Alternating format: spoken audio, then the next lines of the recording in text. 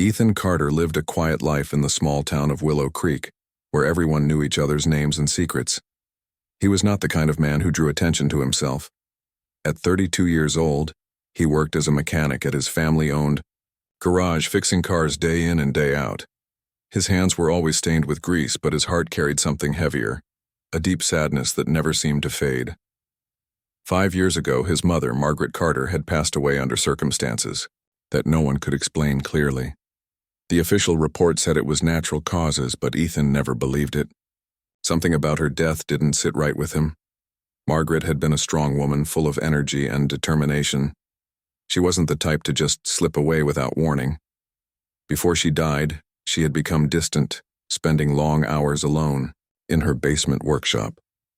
Ethan remembered hearing strange noises coming from down there late at night, buzzing sounds, faint humming, and once or twice what sounded like muffled voices.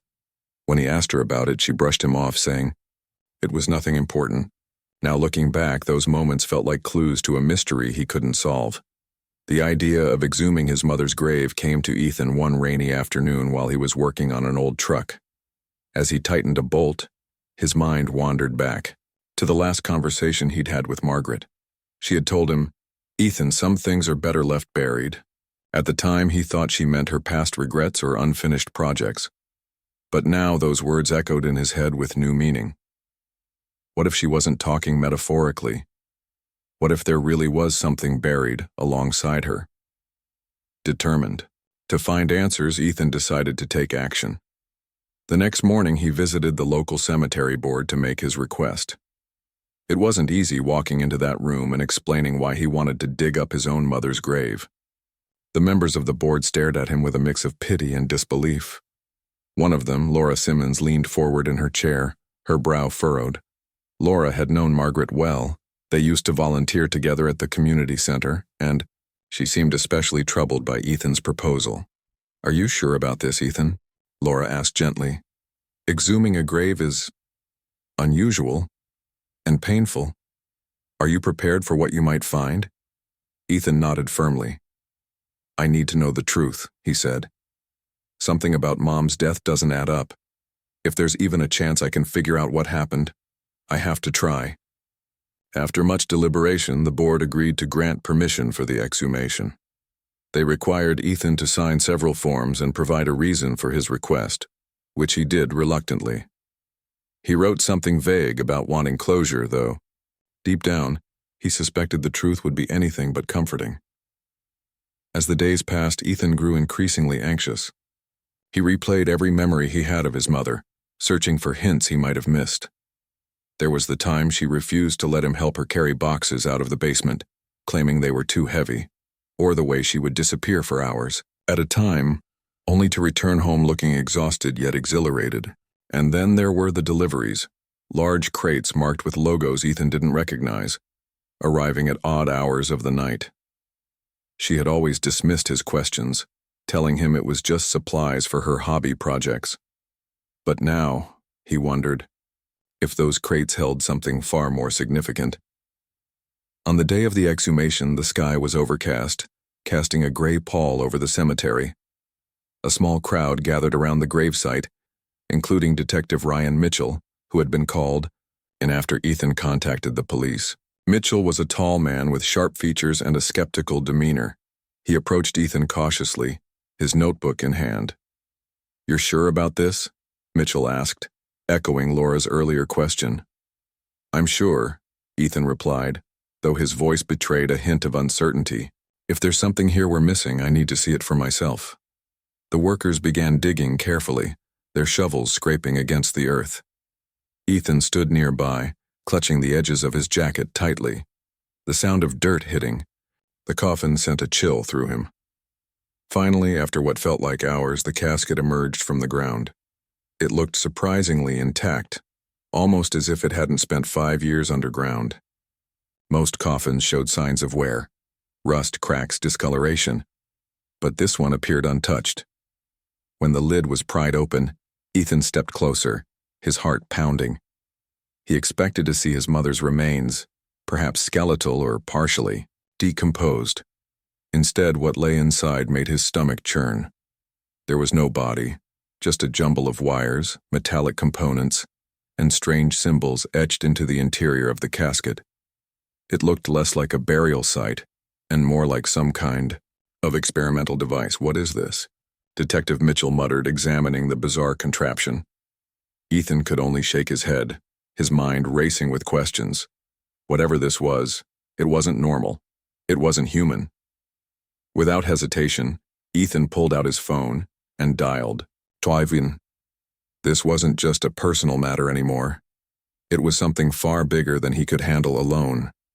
Image description for Leonardo AIA somber scene set in a misty cemetery on an overcast day. In the foreground, a freshly unearthed coffin sits slightly open, revealing intricate metallic machinery and tangled wires instead of human remains. Strange glowing symbols are etched onto the inner walls of the coffin, emitting a faint bluish light. Surrounding the grave are a group of people. A young man with dirty blonde hair wearing a leather jacket stands closest to the coffin, his expression a mix of shock and horror. A detective in a trench coat examines the contents of the coffin with a notebook in hand, and a few workers stand nearby holding shovels, their faces reflecting confusion. The atmosphere is tense and eerie, with soft rain falling around them and fog swirling near the ground. The discovery of the strange coffin left everyone at the gravesite stunned. Ethan Carter stood frozen, staring into the open casket as if hoping it would suddenly make sense. The metallic parts and glowing symbols inside seemed alien, like something out of a science fiction movie. Detective Ryan Mitchell knelt beside the grave, his sharp eyes scanning every detail. He reached out cautiously to touch one of the wires but quickly pulled his hand back when it emitted a faint hum. "What is this?" Mitchell asked aloud, though no one had an answer. "This isn't normal. Coffins don't come with machinery." Ethan shook his head slowly, still trying to process what he was seeing. "I didn't know about any of this," he murmured. "My mom never mentioned anything like this. Why would she?" His voice trailed off, unable to finish the thought. Laura Simmons, who had been standing quietly nearby, stepped forward. Her face was pale and her hands trembled slightly as she clasped them together. "Margaret always kept to herself in those last months," she said softly. "But I never imagined." She couldn't bring herself to say the words either. None of them could. Detective Mitchell turned to Ethan. "We need to figure out where this came from. Do you have access to your mother's belongings? Anything that might explain what we're looking at?" Ethan nodded. "Her house is still empty. I haven't touched much since she passed away. Maybe there's something there." With little time to waste, they decided to visit Margaret's home immediately. The drive felt long and heavy, each mile weighed down by unanswered questions. When they arrived, Ethan unlocked the front door and led them inside. The house smelled faintly of dust and old wood, untouched for years. Everything was exactly as Margaret had left it. The furniture neatly arranged, books stacked on shelves, and photographs lining the walls. They started their search in the living room, flipping through papers and checking drawers. Most of it was mundane: bills, letters, receipts. But then Ethan found something unusual tucked away in a desk drawer, a notebook filled with scribbled notes and sketches. The handwriting was unmistakably his mother's, though the content was baffling. Diagrams of machines, equations he didn't understand, and phrases like consciousness transfer and digital preservation filled the pages. "This can't be real," Ethan whispered, holding up the notebook for Mitchell to see. "What does all this mean?" Mitchell frowned as he flipped through the pages. "It looks like some kind of experimental project. Your mother was involved in something way beyond what most people would even think possible." As they continued searching, Laura wandered into the basement, drawn by curiosity. The workshop was exactly as Ethan remembered it, cluttered with tools, half-finished projects, and shelves lined with jars of screws and bolts. But in the corner, she noticed something new: a large metal cabinet that hadn't been there before. Its surface was scratched and dented, as if it had seen years of use. Carefully, she opened it and gasped. Inside were more notebooks, similar to the one Ethan had found upstairs, along with blueprints for devices that looked eerily like the ones in the coffin. There were also photographs, blurry images of Margaret, standing next to scientists in lab coats posing in front of equipment Ethan couldn't identify. One photo showed her smiling proudly next to a machine covered in wires and blinking lights. "Ethan!" Laura called urgently. "You need to see this." When Ethan and Mitchell joined her downstairs, they sifted through the contents of the cabinet. Each new piece of evidence deepened the mystery. It became clear that Margaret hadn't been working alone. Someone, or some group, had been funding her research. But who? And why? Detective Mitchell took charge, suggesting they trace the origins of the materials used in the coffin. If they could find out who supplied the components, they might uncover more about the project. Ethan agreed, feeling a mix of dread and determination. This wasn't just about solving a personal mystery anymore. It was about understanding the truth behind his mother's final days. Over the next few days, Mitchell dug into leads, starting with delivery records found among Margaret's papers. Many of the shipments came from a company based in a nearby city, specializing in advanced technology.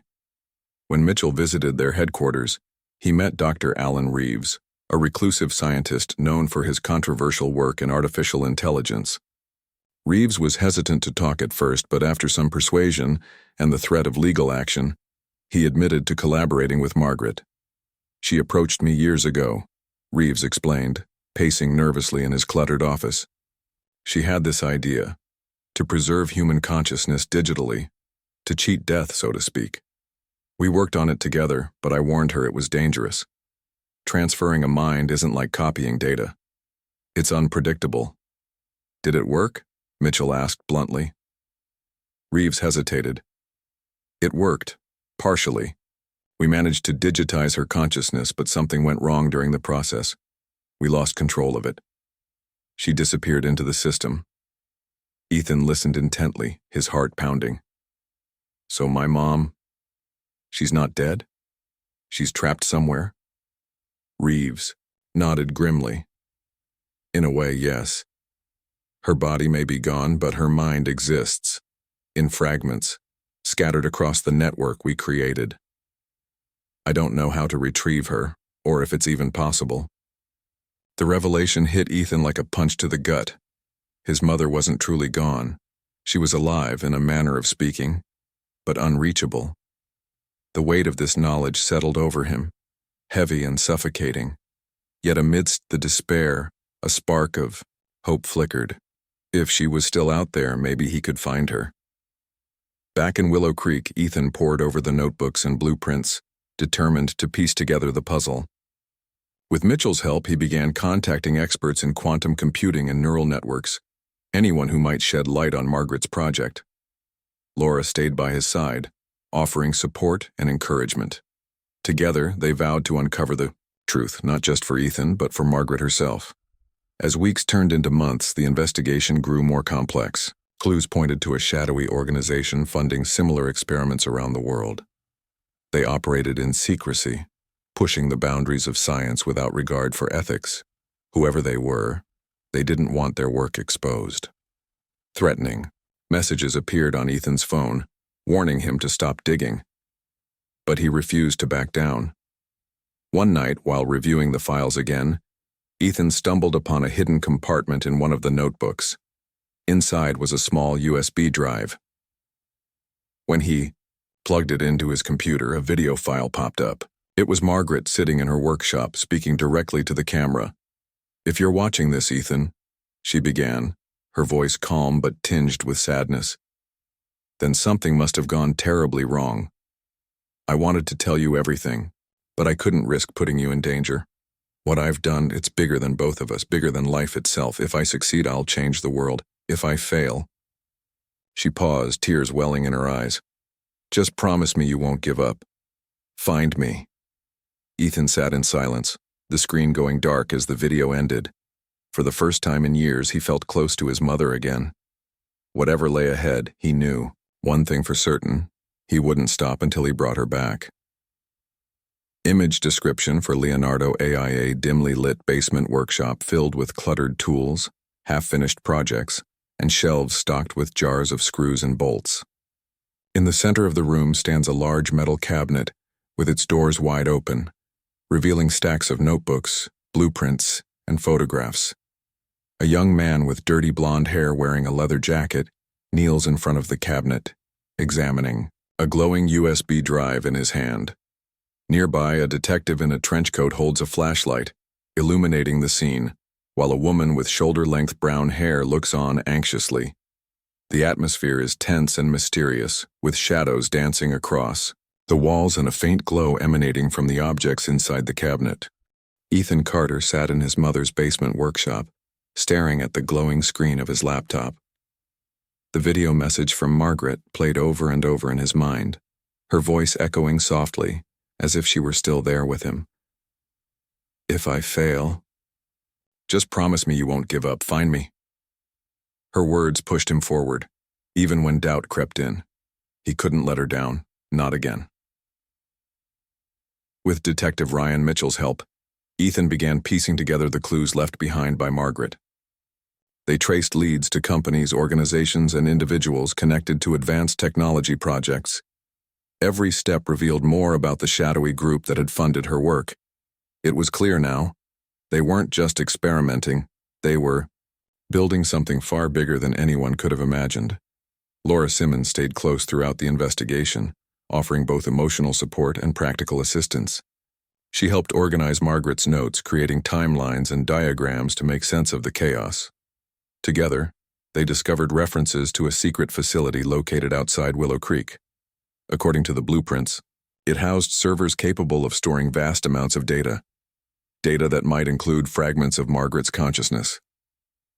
"This has to be where they kept everything," Ethan said one evening, pointing to a map marked with an X near the edge of town. "If we can get inside, maybe we'll find answers." Mitchell frowned, rubbing his temples. "It's risky. If this place is as secure as it sounds, breaking in could get us into serious trouble." "We don't have a choice," Ethan replied firmly. "My mom gave everything for this. I'm not giving up now." Reluctantly, Mitchell agreed to help plan the mission. They decided to go at night, when the chances of being caught would be lower. The three of them, Ethan, Mitchell, and Laura, prepared carefully, gathering tools and equipment they might need. Flashlights, gloves, cameras, and a portable hard drive were packed into backpacks. As they drove toward the facility under the cover of darkness, tension filled the car. None of them knew what awaited them. The facility loomed ahead, its silhouette stark against the moonlit sky. It looked abandoned, but appearances could be deceiving. Fences topped with barbed wire surrounded the property, and security cameras scanned the perimeter. Mitchell led the way, using bolt cutters to create an opening in the fence. One by one they slipped through, staying low to avoid detection. Inside, the air smelled stale, like no one had been there in years. Dust covered every surface, and the hum of distant machinery suggested the servers were still operational. Guided by Margaret's blueprints, they moved cautiously through the maze-like corridors until they reached a heavy steel door marked Server Room, Authorized Personnel Only. Ethan pulled out a small device Mitchell had brought, a signal jammer designed to disable surveillance systems temporarily. After activating it, he tried the handle. To their surprise, the door opened easily, revealing rows upon rows of blinking servers. Each unit bore a label with cryptic codes, but one stood out: Project Horizon. "That's it," Ethan whispered, stepping closer. "This must be where my mom's consciousness is stored." They set to work, connecting the portable hard drive to the main terminal. Lines of code scrolled across the screen as the system booted up. Suddenly, a warning flashed. "Access denied." Ethan cursed under his breath. They needed a password. Laura flipped through Margaret's notebook, searching for anything that might serve as a clue. Then she spotted it, a sequence of numbers written in the margin of one page. "Try this," she said, handing the notebook to Ethan. He typed the numbers carefully, holding his breath. For a moment, nothing happened. Then, with a soft beep, the screen changed. Files began downloading onto the hard drive, each labeled with dates and timestamps. Among them was a file simply named Margaret. Tears welled in Ethan's eyes as he clicked on it. A new window opened, displaying fragmented pieces of data, images, audio clips, and text logs, all tied to Margaret's consciousness. Some parts were corrupted, others incomplete, but enough remained to confirm she was still there, waiting to be reassembled. Before they could celebrate, however, alarms blared throughout the facility. Red lights flashed, bathing the room in an ominous glow. Someone, or something, had detected their presence. "We need to leave, now!" Mitchell shouted, grabbing the hard drive. They ran back the way they came, hearts pounding as footsteps echoed behind them. Security guards appeared, shouting orders and chasing after them. Ducking into a side corridor, they managed to evade capture, slipping out through the same hole in the fence they'd entered earlier. Back in the safety of Ethan's garage, they reviewed the files they'd recovered. The fragments of Margaret's consciousness were scattered, disjointed, but they formed a pattern. Laura noticed something peculiar, a series of coordinates embedded within the data. When plotted on a map, they pointed to another location deep in the woods outside Willow Creek. "What do you think it means?" Laura asked, tracing the route with her finger.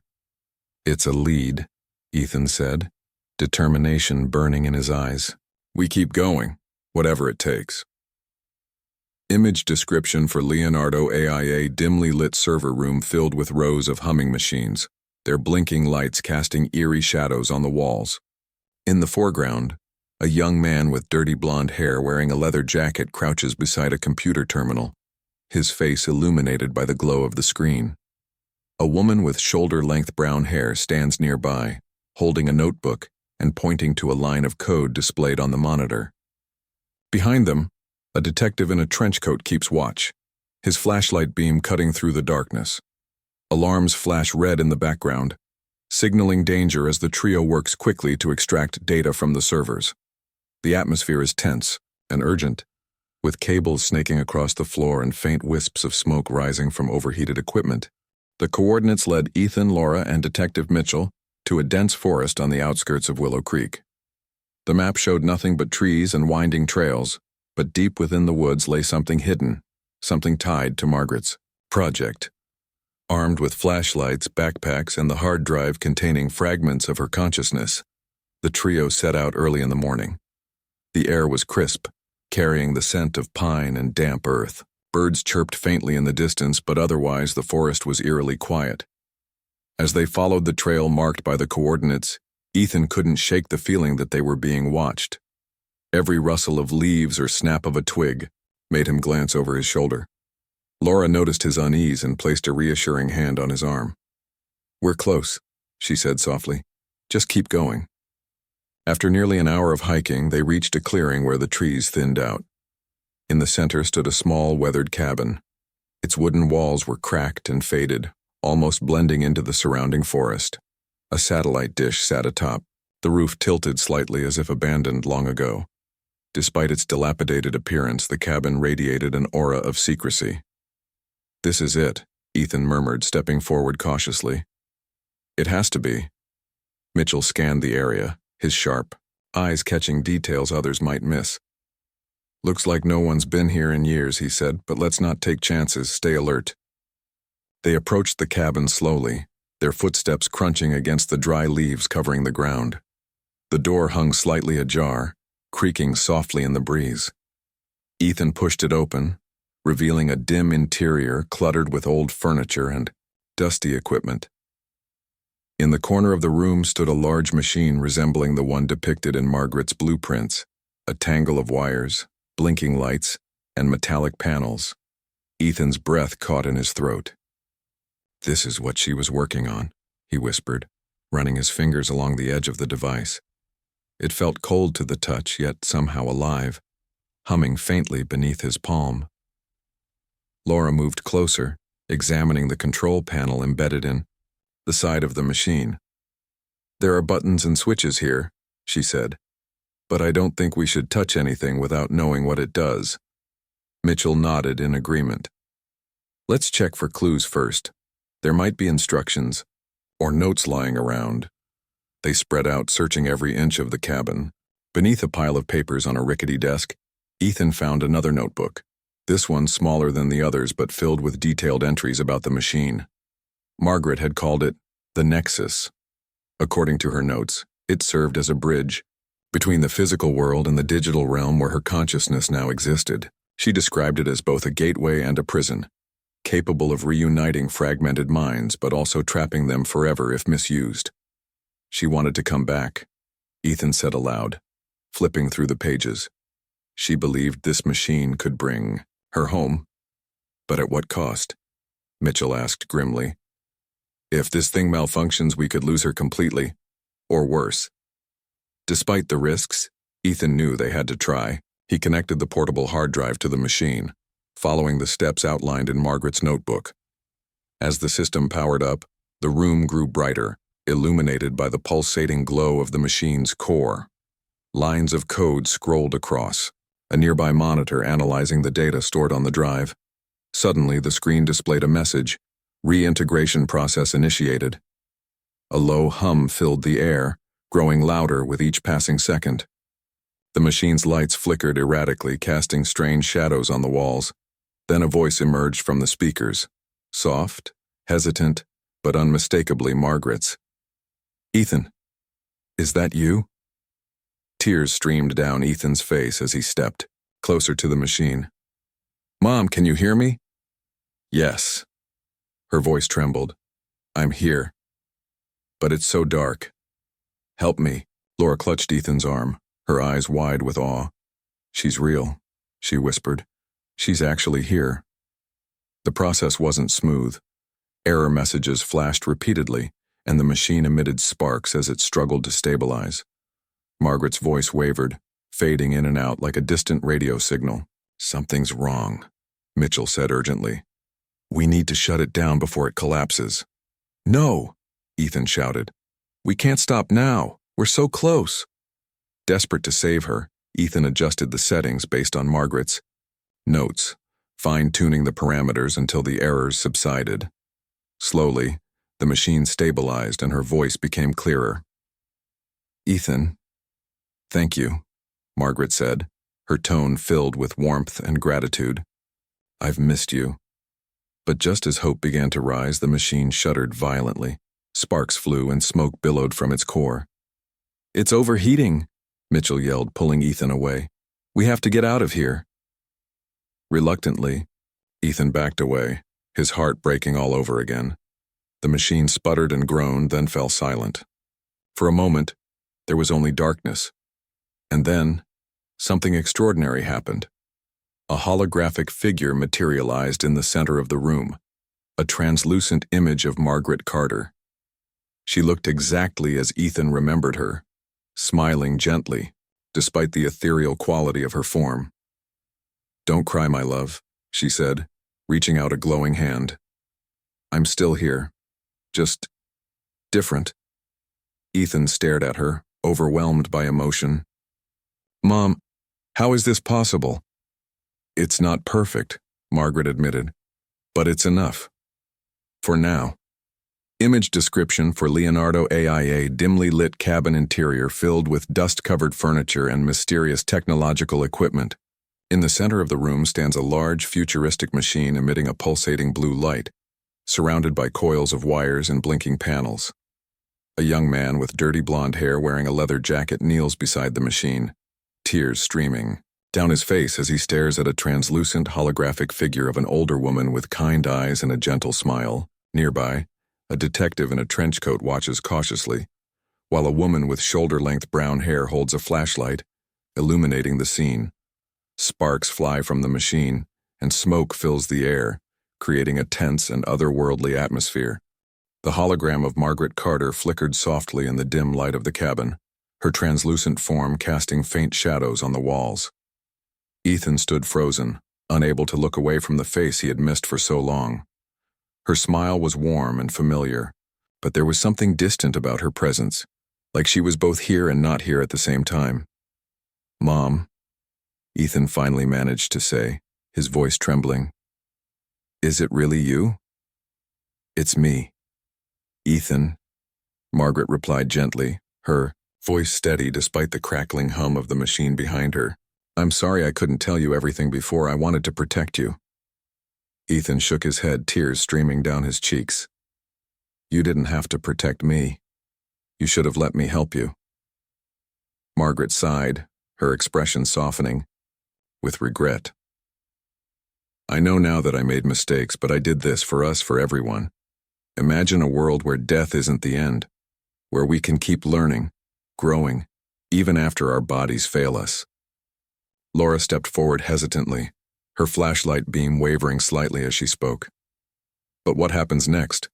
Are you stuck like this? Forever?" Margaret turned her gaze toward Laura, gratitude shining in her eyes. "For now, yes. The process isn't complete. My consciousness is still fragmented, scattered across systems I don't fully understand. But being here, seeing you all again, it gives me hope." Detective Mitchell crossed his arms, his sharp features etched with concern. "This is groundbreaking tech, but it's also dangerous. What if someone finds out about this? What if they try to exploit it, or worse, shut it down?" Margaret nodded solemnly. "That's why I need your help. There are forces out there who won't hesitate to destroy what I've built. They see it as a threat to their power, to their control. If my work falls into the wrong hands, it could be catastrophic." Ethan clenched his fists, determination hardening in his chest. "Then we'll protect it.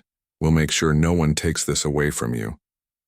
Margaret smiled faintly, though sadness lingered in her eyes. "I knew I could count on you, Ethan. But remember, this isn't just about me. It's about the future, about giving people a second chance." Over the next few days, Ethan, Laura, and Mitchell worked tirelessly to secure the cabin and stabilize the machine. They reinforced the structure, set up surveillance cameras, and rerouted power to ensure the system remained operational. Margaret guided them through the process, her knowledge of the technology proving invaluable. Though her holographic form grew weaker at times, she never wavered in her resolve. As they labored, Ethan began to notice changes in himself. The grief that had weighed him down for years started to lift, replaced by a sense of purpose. He wasn't just bringing his mother back. He was helping her finish what she had started. And in doing so, he found a part of himself he hadn't realized was missing. One evening, as the sun dipped below the horizon, painting the sky in hues of orange and purple, Laura approached Ethan outside the cabin. She held a steaming cup of coffee in her hands, offering it to him with a small smile. "You've come a long way," she said quietly. "I'm proud of you, Ethan." He took the cup, nodding slowly. "Thanks, Laura. I couldn't have done any of this without you or Mitchell or Mom." "She'd be proud too," Laura replied. "Not just because of what you've accomplished, but because of who you are." Inside the cabin, Margaret watched them from her holographic perch, her heart swelling with pride. For the first time in years, she felt truly alive, not in the physical sense, but in the connection she shared with those she loved. Though her journey was far from over, she knew she wasn't alone. As weeks turned into months, news of their discovery spread cautiously among trusted allies. Scientists, engineers, and ethicists joined the cause, working together to refine the technology and safeguard its potential. Margaret became a symbol of hope, a beacon guiding humanity toward a new frontier. One night, under a canopy of stars, Ethan stood beside the machine, gazing at his mother's glowing form. "Do you think we'll ever figure out how to bring you back completely?" he asked, his voice tinged with longing. Margaret tilted her head, considering the question. "Maybe someday. But for now, this is enough. Being able to see you, talk to you, it's more than I ever dreamed possible." Ethan reached out, his fingers brushing against the cool surface of the machine. "I miss you, Mom. Even if you're right here, I still miss you." "I miss you too, my love," Margaret whispered. "But remember this. Love doesn't disappear. No matter where I am, I'll always be with you." With those words, her hologram faded slightly, conserving energy for another day. Ethan stayed there for a while longer, staring at the stars and thinking about the infinite possibilities ahead. His mother's legacy lived on, not just in the machine, but in the lives she touched and the future she inspired. And though the road would be long and uncertain, Ethan knew one thing for sure. He would carry her spirit with him every step of the way. Image description for Leonardo AIA serene forest clearing bathed in the soft glow of twilight, with tall pine trees framing the scene. In the foreground stands a rustic wooden cabin, its windows glowing faintly with warm light. Outside the cabin, a young man with dirty blonde hair wearing a leather jacket sits on a log bench, holding a steaming cup of coffee. Beside him, a woman, with shoulder-length brown hair, leans against the cabin wall, gazing thoughtfully at the stars above. Inside the cabin, visible through the window, a futuristic machine emits a pulsating blue light, surrounded by coils of wires and blinking panels. A translucent holographic figure of an older woman with kind eyes and a gentle smile hovers near the machine, her ethereal form glowing softly.